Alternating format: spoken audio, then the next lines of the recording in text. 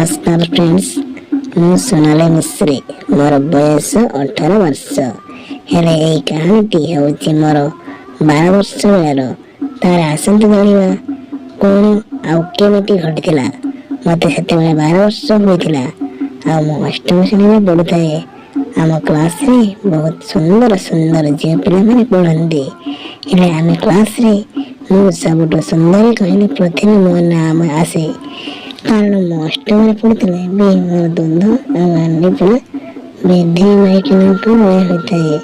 ସେଥିପାଇଁ ଆମ ସ୍କୁଲର ସବୁ ପୁଅ ଆଉ ସାର୍ ମଧ୍ୟ ମୋତେ ଖରାପ ନଜରରେ ଦେଖନ୍ତି। ହେଲେ ମୁଁ କ'ଣ କରିପାରିବି। ଆମ କ୍ଲାସରେ ଗଣିତ କିନ୍ତୁ ଦେଖିବା ପାଇଁ ବହୁତ ଡେଙ୍ଗା। ଆମ ତାଙ୍କ ପାଖକୁ ପଢ଼ିବା ପାଇଁ ଯାଉ। ମୁଁ ଗଣିତରେ ବହୁତ, ସେଥିପାଇଁ ମୁଁ ସାରଙ୍କ ପାଖରେ ବେଶୀ ଟାଇମ୍ ପଢ଼ିବା ପାଇଁ କହିଥିଲେ ଆଉ ସାର୍ ବି କହିଥିଲେ ମୋତେ ଟିକେ ଅଧିକ ସମୟ ଦେଇ ପଢ଼ାଇବା ପାଇଁ। ମୁଁ ବି ସବୁଦିନ ସାରଙ୍କ ପାଖରେ ଅଧିକ ଟିକେ ସମୟ ପଢ଼ିକି ଆସେ। କିନ୍ତୁ ଅଷ୍ଟମ ହେଲା ପରେ ମୁଁ ଟିକିଏ ସୁନ୍ଦର ଦେଖାଗଲି। ସାର୍ ମୋତେ ବି ଖରାପ ନଜରରେ ଦେଖୁଥିଲେ। ମୁଁ ବି ଏତେ ଧ୍ୟାନ ଦେଇନଥାଏ କାରଣ ସେ ହେଲେ ଆମ ଗୁରୁ। କିନ୍ତୁ ଗୋଟେ ଦିନ ମୁଁ ଗୋଟେ ହାଫ୍ ଆଉ ଟାଇଟ୍ ପିନ୍ଧିକି ଟ୍ୟୁସନ୍ ଯାଇଥାଏ ଆଉ ମୋର ଭଲ ଭାବରେ ବାହାରକୁ ଜଣା ପଡ଼ୁଥାଏ। ମୁଁ ଯେତେବେଳେ ଟ୍ୟୁସନରେ ଏଣ୍ଟ୍ରି କଲି ସେତେବେଳେ ସବୁ ପିଲା ମୋତେ ଗାଢ଼ ନଜରରେ ଅନେଇକି ରହିଥିଲେ। ଆଉ ଯେତେବେଳେ ସାର୍ ଆସିଲେ ସେ ବି ସେଇ ହଂସ ହେଲେ ଆଉ କହିଲେ, ଆରେ ସୋନାଲି, ତୁ କ'ଣ ଆଜି ଏତେ ସୁନ୍ଦର ଦେଖାଯାଉନୁ? ହଉ ଯା ବସ୍। ତାପରେ ସାର୍ ଆମକୁ କିଛି ପଢ଼ାଇକି ଟାସ୍କ ଦେଇ ଘର ଭିତରକୁ ଗଲେ। 2 ଘଣ୍ଟା ପରେ ଟ୍ୟୁସନ୍ ଆଉ ସବୁ ପିଲା ଘରକୁ ଗଲେ। ହେଲେ ମୁଁ ବେଶୀ ଟାଇମ୍ ପଢ଼ିକି ଦେବି ସେଥିପାଇଁ ମୁଁ ସେଠି ଥାଏ। କିଛି ସମୟ ପରେ ସାର୍ କହିଲେ, ସୋନାଲି ଆସେ, ତୋତେ ଗୋଟେ ବୁଝାଇ ଦେବି। ବାରମ୍ବାର ଏହା ହେଲେ କ'ଣ ହୁଏ। ମୁଁ ବି ସାରଙ୍କ ପାଖକୁ ଗଲି ଆଉ ସେ ମୋ ନୋଟ୍ରେ ମୋତେ ଗୋଟେ ମ୍ୟାଥ୍ ବୁଝାଇବାକୁ ଲାଗିଲେ। ହେଲେ କିଛି ସମୟ ଗଲା ପରେ ସେ ମୋ ହାତକୁ ଧରିଲେ ଆଉ କହିଲେ, ସୋନାଲି, ତୁ କେତେ ବଡ଼ ହେଇଗଲୁଣୁ। ମୁଁ ହସିକି ଏମିତି କହିକି ସେ ମୋ ପିଠିରେ ହାତ ବୁଲାଇଲେ ଆଉ ଧୀରେ ଧୀରେ ମୋ ଶୋଇ ପାଣିବା ପାଇଁ ଗଲେ। ହେଲେ ମୋତେ କେମିତି ଲାଗିଲା ସେଥିପାଇଁ ମୁଁ ସାରଙ୍କ ହାତକୁ ଛାଡ଼ିଦେଲି ଆଉ ଟିକେ ପଛକୁ ଘୁଞ୍ଚିଗଲି।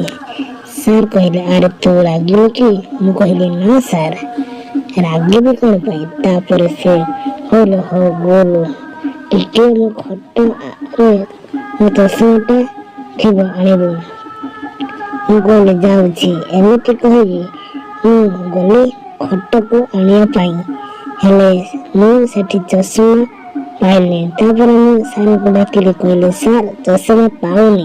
4 ବର୍ଷ ଲାଇନ୍ ମାରିଲା ପରେ ଆମ ମିଳନ ହେଲା। ମୋ ଅପାର ସାଙ୍ଗକୁ ନେଇଲି। ଦାଦା ଝିଅ ପାଟିରେ ଆଗ ପଶେଇଲି। ସେ କହିଲେ, ହଉ ରୁହ, ମୁଁ ଯାଉଛି। ତାପରେ ସାର୍ ଆସିଲେ ଆଉ ଖୋଜିବାକୁ ଲାଗିଲେ। ହେଲେ ପାଇଲେନି। ଟିକେ ଭାବିଲେ ଆଉ କହିଲେ, ଆରେ ହଁ, ଚଷମାଟା ତାଜ ଉପରେ ଅଛି, ହେଲେ ଚୌକିଟା ବାହାରେ ଥିଲା। ସେଥିପାଇଁ ସାର୍ କହିଲେ, ମୁଁ ଟିକିଏ ତତେ ଟେକି ଦେଉଛି, ତୁ ଆଣିବୁ। ଭାରି ଉପରେ ଚଷମାଟା। ଆଉ ମୁଁ କହିଲି। ତାପରେ ସାର୍ ମୋତେ ଟେକିଲେ। ଏମିତି ଟେକୁ ଟେକୁ ସାର୍ ମୋ ମାଣ୍ଡିରେ ଧରି ଟେକିଲେ ଆଉ ଜୋରରେ ଚିପିଲେ। ମୋତେ କେମିତି ଗୋଟେ ଅନୁଭବ ହେଲା ଆଉ ମୁଁ ଚଷମାଟା ଆଣି ଦେଲି ସାର୍ଙ୍କୁ। ହେଲେ ଏବେ ମୋ ସାର୍ ହାତକୁ ଧରିଲେ ଆଉ ମୋ ମୁହଁଟାକୁ ମୋତେ ଜବରଦସ୍ତି ଧରିଲେ।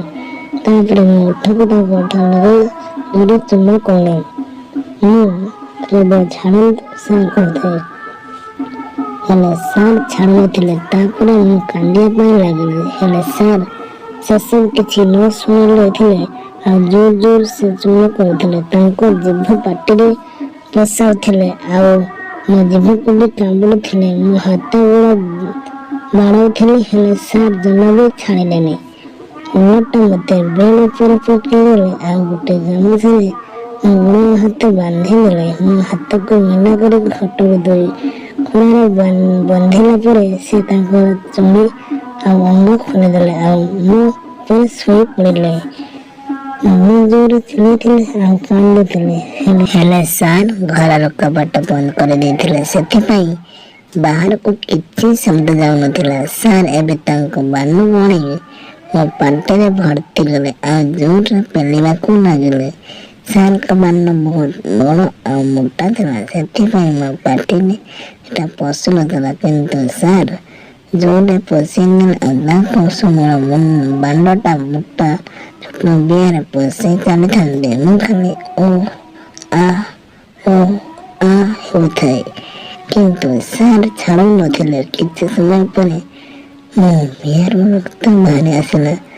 ସାର୍ ରକ୍ତ ଦେଖି କହିଲେ, ଆରେ ବନ୍ଧେଇ ଆଗରୁ କେବେ ତୁ ଏଇଆ ହେଇନଥିଲୁ? ଦେହରେ ମୁହଁଟା ମୁଁ ଫଟେଇଦେଲି। ଓଃ କି ମଜା। ଆଉ ସାର୍ ମୁଁ କହିଲି ସାର୍ ମୋତେ ଛାଡ଼ି ଦିଅନ୍ତୁ। ସେ କହିଲେ ଟିକେ ରୁହ। ପୁଣି ସାର୍ ତାଙ୍କ ବାନକୁ ଆଣି ମୋ ପାଟିରେ ପୁରାଇ ଦେଲେ ଆଉ ବାନଟାକୁ ତଳ ଉପର କରି ଚାଲିଲେ। କିଛି ସମୟ ପରେ ବାନରୁ ବାହାରିଥିଲା ଲାଳ ଆଉ ମୋ ପାଟିରେ ଶପଥ କଲାବେଳକୁ ଛାଡ଼ିଦେଲେ। ମୋ ପାଟି ପୁରା ଫୁଲ ହେଇଗଲା। ଆଉ ସାର୍ କହିଲେ ଖାଇଦେ। ଶପଥ କଲାବେଳେ ମୁଁ ପୁରା କାନ୍ଦୁଥାଏ। ମୁଁ ପୁଣି ସାର୍ ମୋ ଉପରେ ଶୋଇ ରହିଲେ ଆଉ ମୋ ଦେହକୁ ଚିପି ଲାଲ ପାଉଁରୁଟି ପରି କରାଇ ଦେଲେ। ସାର୍ ତାଙ୍କ ଗାମୁଛାରେ ମୋ ଦେହ ରକ୍ତଟାକୁ ପୋଛାଇ କରିଲେ। ଖାଲି ଯାଇକି ପାଇଖାନା ଧୋଇ ଆସିବା ପାଇଁ। ମୁଁ ଯାଇ ବେହୋସ ହୋଇ ପୁଣି ମାରିଛି। ବହୁତ ଜୋରରେ ପୋଡ଼ିବାକୁ ଲାଗିଲା। ମୁଁ ଧୋଇସାରି ଆସିଲି ଆଉ ଠିକ୍ ସେ ଚାଲିପାରୁନଥାଏ। ସାର୍ ଦେଖି କହିଲେ, ଆରେ ପୋଡ଼ୁଛୁ କି? ମୁଁ କହିଲି ହଁ। ସେ ଗୋଟିଏ ମଲମ ଆଣିଦେଲେ। କହିଲେ ଲଗେଇଦେ। ଆଉ ଲଗେଇ ଦେଇ ସାର୍ କହିଲେ ଏସବୁ କଥା କାହାକୁ କହିବୁ ନାହିଁ। ମୁଁ କେବେ ତୋତେ ପୋଡ଼ିଲା ବେଳେ ମାରିବି ନାହିଁ। ତାପରେ ମୁଁ ଘରକୁ ଚାଲିଗଲି।